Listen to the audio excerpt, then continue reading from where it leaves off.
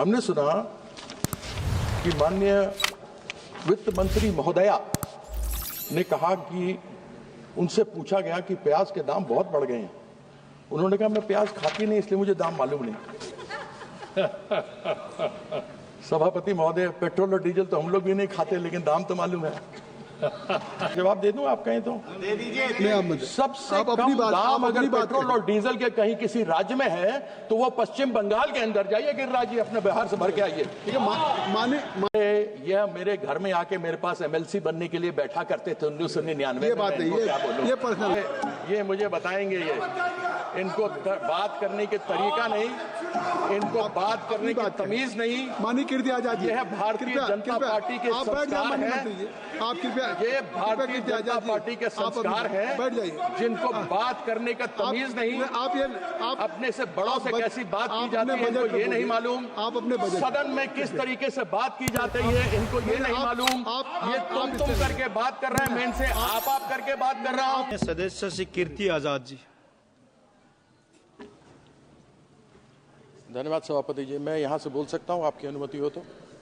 बोलिए। मैं अपनी नेत्री ममता जी का बहुत धन्यवाद करता हूँ कि उन्होंने आज मुझे यह बोलने का अवसर दिया। अभी विप्लव जी बात कर रहे थे वुमेन एम्पावरमेंट की। कितना हुआ इनकी तरफ मुझे मालूम नहीं, हालांकि मुझसे ज़्यादा भारतीय जनता पार्टी वालों को और कोई नहीं जानता। जितने बैठे हुए हैं उन सबों से सबसे संभवतः पुराना मैं ही होऊंगा और इनको मैं भली भांति पहचानता हूँ। बात महिला की करेंगे लेकिन महिला के लिए कुछ करेंगे नहीं। ये हमारी लीडर हैं जिन्होंने 40% सांसद इस लोकसभा के अंदर यहाँ पर ममता जी ने भेजा है। हमने सुना था कि 2022 में 5 ट्रिलियन इकोनॉमी बनेगी। 2014 में जब सरकार आई थी तो मैं भी उसी तरफ था और मैंने सुना था जब ये कहा गया था कि न खाऊंगा न खाने दूंगा,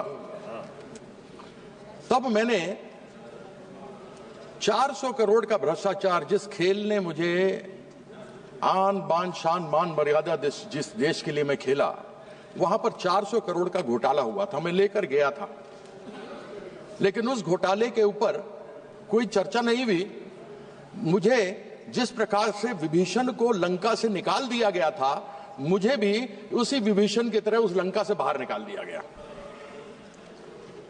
मैं एक एक चीज और राज इनके जानता हूं।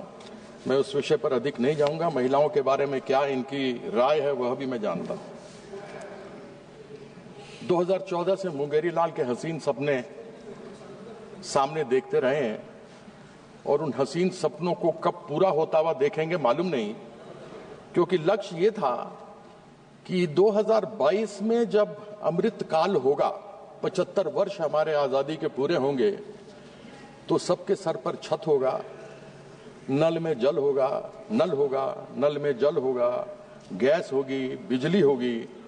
लेकिन यह लक्ष्य 2047 पे चला गया। जो 2022 में होना था वो 2047 पे चला गया। इस सदन में कितने जिंदा होंगे नहीं होंगे मालूम नहीं, वो लक्ष्य देख पाएंगे या नहीं देख पाएंगे। यह रूप है, स्वरूप है कि इतना आगे बढ़ा दो कि इंसान पूछने वाला ना रहे।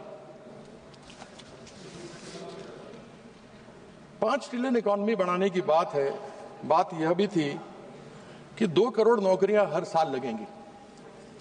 यानी मैं 11वां साल न लेके केवल 10 साल ले लूं तो 20 करोड़ नौकरियां होती, और एक परिवार में 5 व्यक्ति ले लूं तो 100 करोड़ लोगों का इज्जतदार जिंदगी जी सकते थे। वह 20 करोड़ नौकरी करते और उनके साथ 5-5 परिवार में रहते तो 100 करोड़ लोगों को आराम से जीवन पोषण हो सकता था। लेकिन बार बार सुनने को यही मिलता है कि मोदी जी 80 करोड़ लोगों को 5 किलो राशन दे रहे हैं, 25 करोड़ लोगों को अभी गरीबी रेखा से निकाला गया, यानी कि 105 करोड़ थे गरीबी रेखा के नीचे। मैं ये कहना चाहता हूं, पैसा किसका है? जो राशन आ रहा है वो पैसा किसका है? वह पैसा उन लोग 2% लोगों का है 140 में से जो इनकम टैक्स देते हैं। कम से कम उन इनकम टैक्स वालों को तो धन्यवाद कर दीजिए कि आपके द्वारा जो कर लिया जा रहा है उसके माध्यम से 80 करोड़ लोगों को अनाज मिल रहा है। लेकिन वो नहीं करेंगे, बात करेंगे मोदी जी की।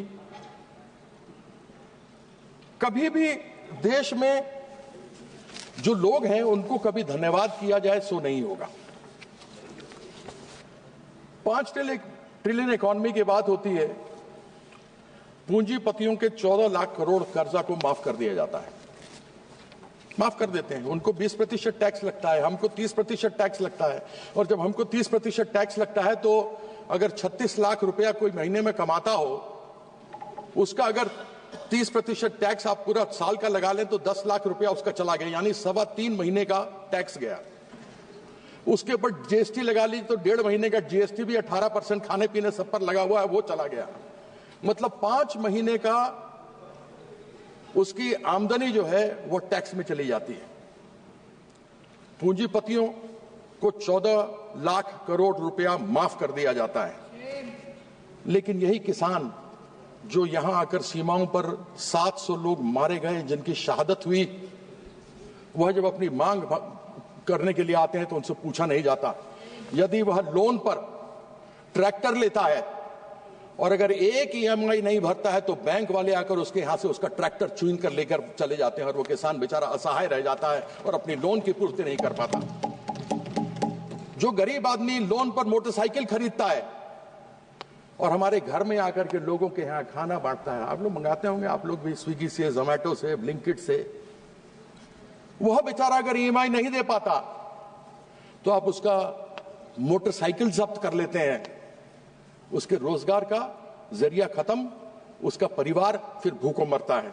यह गरीब लोगों के साथ इन लोगों की इस प्रकार की प्रथा है। 30% टैक्स,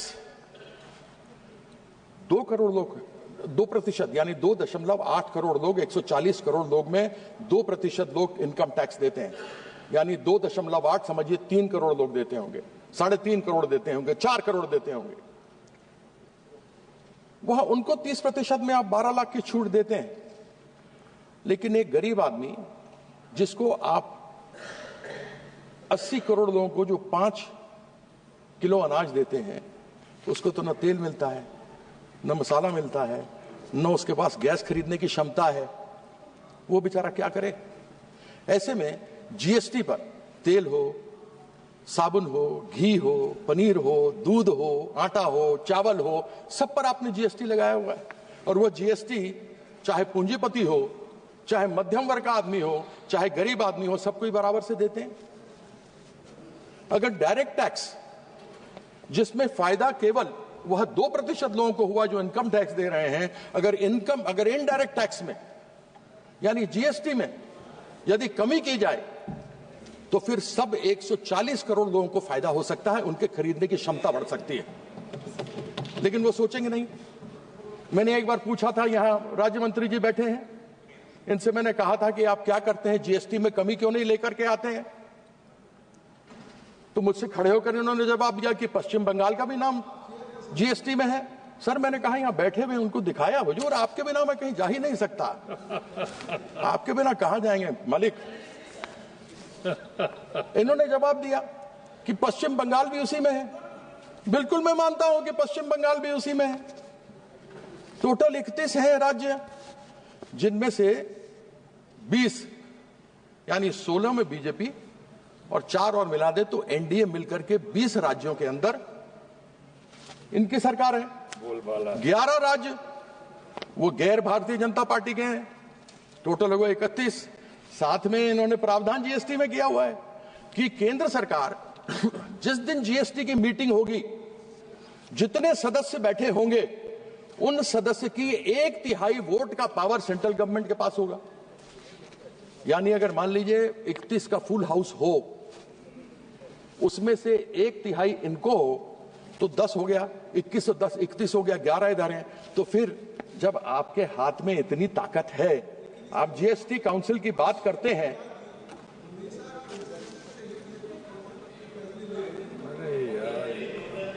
सभापति महोदय यही तो कह रहा हूं, आपने बिल्कुल सही बात कही। आपने कील के माथे पे मारा है डंका बिल्कुल ठीक कहते हैं, you hit the nail on the head sir. 31 लोग इनके हैं, अगर इनके वोट में 10 मिला लूं तो 21 इनके राज्य, 20 इनके राज्य, 10 उसके ऊपर 31 लोग आए हैं, वो 30, 11 विपक्ष के, तो 30 लोग बैठे हुए हैं। तो फिर तेल, घी, पनीर, दूध, आटा, चावल पर तो ये कम कर सकते हैं, क्योंकि इन्हीं की मेजोरिटी है। जीएसटी काउंसिल में तो इनको मेजोरिटी बनानी, किसी और को थोड़ा बनानी है। तो आपने जो कहा मैंने सही कहा ना अध्यक्ष महोदय, सभापति महोदय, है ना? Consensus, consensus. आपने जो कहा वही फैक्ट मैंने कही आपके सामने। हमने सुना कि माननीय वित्त मंत्री महोदया ने कहा कि उनसे पूछा गया कि प्याज के दाम बहुत बढ़ गए हैं। उन्होंने कहा मैं प्याज खाती नहीं, इसलिए मुझे दाम मालूम नहीं। सभापति महोदय, पेट्रोल और डीजल तो हम लोग भी नहीं खाते, लेकिन दाम तो मालूम है। Petrol diesel, yes, no we don't eat petrol diesel like she doesn't eat onions, but yet we know the price. Price तो हमको मालूम है साहब कि पेट्रोल डीजल के दाम क्या है। और सेंट्रल गवर्नमेंट ने पेट्रोल डीजल के अंदर पेट्रोल में 19.9 प्रति लीटर का एक्साइज लगाया हुआ है, डीजल में 5.8 रुपए प्रति लीटर का इन्होंने एक्साइज लगाया हुआ। ये बढ़ाया है इन दिनों में। जिस समय स्वर्गीय मनमोहन सिंह जी हमारे प्रधानमंत्री थे, उस समय कच्चे तेल की कीमत $112 प्रति बैरल थी। तब उस समय, दिल्ली की बात करता हूं, 65 रुपए प्रति लीटर पेट्रोल था। जिस समय माननीय नरेंद्र मोदी जी यहां पर प्रधानमंत्री बनकर के आए, उस समय कच्चे तेल के बैरल की कीमत $60 प्रति बैरल थी। और उस समय तब बात चलती थी और हम भी खड़े होकर के चिल्लाते थे, बहुत ही महंगाई की मार, पेट्रोल डीजल की मार, अब की बार टन टन टन सरकार। अब वही बोलना पड़ेगा ना, क्योंकि हुआ कुछ नहीं। हम यही बोलते थे। तब था 60 रुपए प्रति डॉलर बैरल। मनमोहन सिंह जी के समय था $112 प्रति बैरल। तब था 65 रुपए। उसके बाद वो 60 से बढ़कर आज हुआ है 225 में 80 रुपए प्रति बैरल। लेकिन पेट्रोल और डीजल सेंचुरी मार रहा है। बेचारा विराट कोहली और रोहित शर्मा मारने में उसको बहुत मुश्किल हो रही है। और 3 साल से सेंचुरी पर बैठे हैं। क्यों नहीं कम करते एक्साइज? कर दे कम, और नहीं तो ले आए जीएसटी में। और फिर इन्हीं की है मेजॉरिटी। 31 राज्य 10% और मिला लीजिए, 31 के 41 में 31 ही है, 31। अच्छा। तो लोगों को बोलना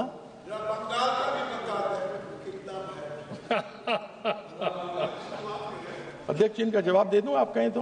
दे दीजिए। सबसे कम दाम अगर पेट्रोल और डीजल के कहीं किसी राज्य में है तो वो पश्चिम बंगाल के अंदर जाइए, गिरिराज जी, अपने बिहार से भर के आइए। ठीक है, माननीय मंत्री जी ने खड़े होकर आपसे कोई जवाब नहीं पूछा, इसलिए आप अपनी बात करें। अरे यह मेरे घर में आके मेरे पास MLC बनने के लिए बैठा करते थे 1999 ये बात नहीं, ये पर्सनल नहीं, ये आप व्यक्तिगत आक्षेप नहीं करेंगे इस तरीके से। ये कार्रवाई ये मुझे बताएंगे। ये इनको बात करने के तरीका नहीं, इनको बात करने की तमीज नहीं। माननीय कीर्ति आजाद जी, यह भारतीय जनता पार्टी के संस्कार हैं। आप कृपया, ये भारतीय जनता पार्टी के संस्कार हैं, बैठ जाइए, जिनको बात करने का तमीज नहीं। आप अपने से बड़ों से कैसी बात की जाती है इनको ये नहीं मालूम। आप अपने बजट, सदन में किस तरीके से बात की जाती है इनको ये नहीं मालूम। ये तुम करके बात कर रहे हैं, मैं इनसे आप करके बात कर रहा हूँ। लेकिन आजाद जी नहीं कर सकते, आप बैठ जाए। इनका भगवान कुछ नहीं कर सकता। माननीय मंत्री बैठ जाए, इनका कुछ नहीं कर सकते। माननीय मंत्री, ठीक है, ये देखिए आप करके बोलते हैं। माननीय कीर्ति आजाद जी, मैं आपसे बात कर रहा हूँ, बहुत वरिष्ठ हैं। ये आपसे बात, फिर वही बात आप कर रहे हैं, फिर वही बात आप कर रहे हैं। ये रिकॉर्ड में नहीं जाएगा, ये रिकॉर्ड में। देखिए, अब देखिए आया था। आप बैठ जाए, माननीय मंत्री जी, आप बैठ जाए। माननीय मंत्री, ये आप बिल्कुल सब रिकॉर्ड में जाएगा। इस तरह के आक्षेप आपसे अपेक्षा नहीं है। माननीय कीर्ति आजाद जी इस तरह का आक्षेप बोलेंगे तो मैं इनके सब आप चीज किसी बोल दूंगा, सर। किसी माननीय सदस्य के बोलने की ऊपर तमीज नहीं देखिए।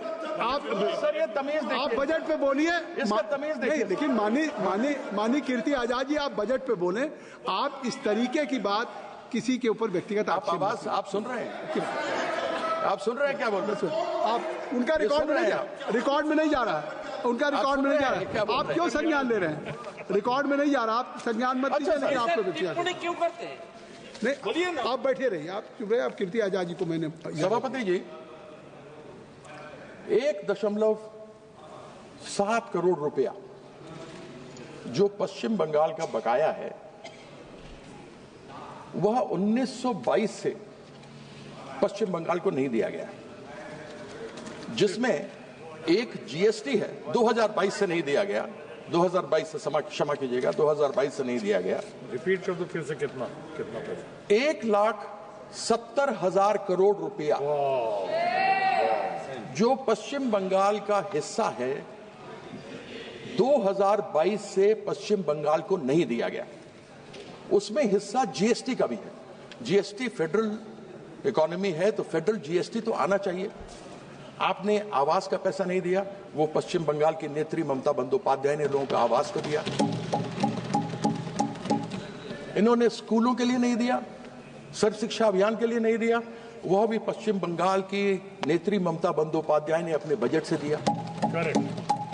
घर नहीं मिले, उसका भी बजट पश्चिम बंगाल की नेत्री ने दिया।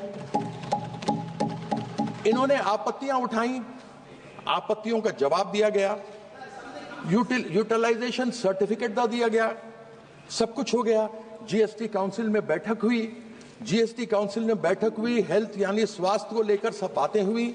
उसमें हमारे स्वास्थ्य साथी जो ममता बंदोपाध्याय की सरकार वहां चलाती है उसको सबसे बढ़िया कहा गया।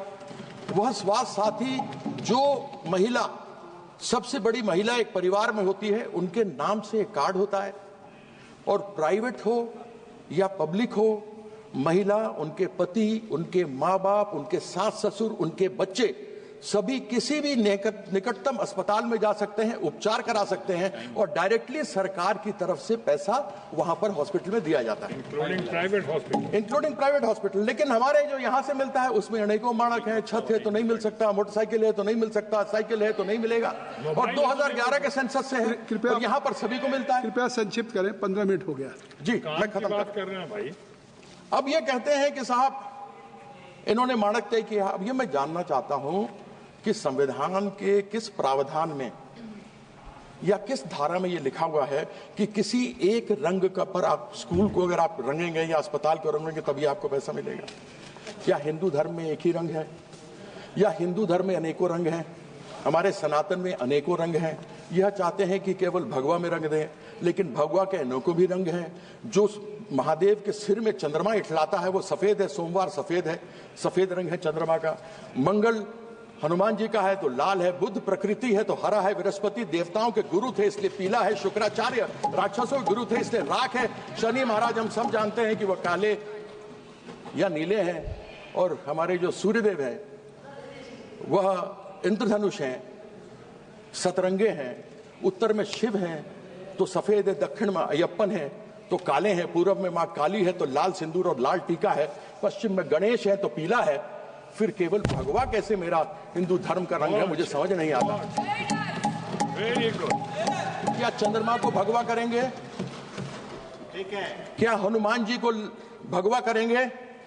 क्या मेरी बहन, बेटी, मां के सिंदूर, लाल सिंदूर को और लाल टीके को भगवा करेंगे? मेरे पश्चिम बंगाल का रंग सफेद और नीला है। नीला शनि महाराज का रंग है। नीले को ये भगवा करना चाहते हैं 2021 में। तो 2021 में तो जब इन्होंने नीला करने के लिए आया था, जब ये अपना ध्वज गाड़ने आए थे, तो 2021 में तो शनि महाराज का ढैया लग गया। इस बार जो आएंगे ना 2026 में, इस बार 7.5 लगने वाला है। इस चीज का आपके एक सदस्य को और बोलना, मैं आपके एक सदस्य को और बोलना करता हूँ। बहुत बहुत धन्यवाद। समय बोलने को बहुत कुछ था, लेकिन मेरे भाई साहब ने समय ले लिया, इस कारण से मुझे अपना वक्तव्य को छोटा करना पड़ रहा है। मैं आपका धन्यवाद करता हूँ। धन्यवाद। श्री अरुण नेहरू।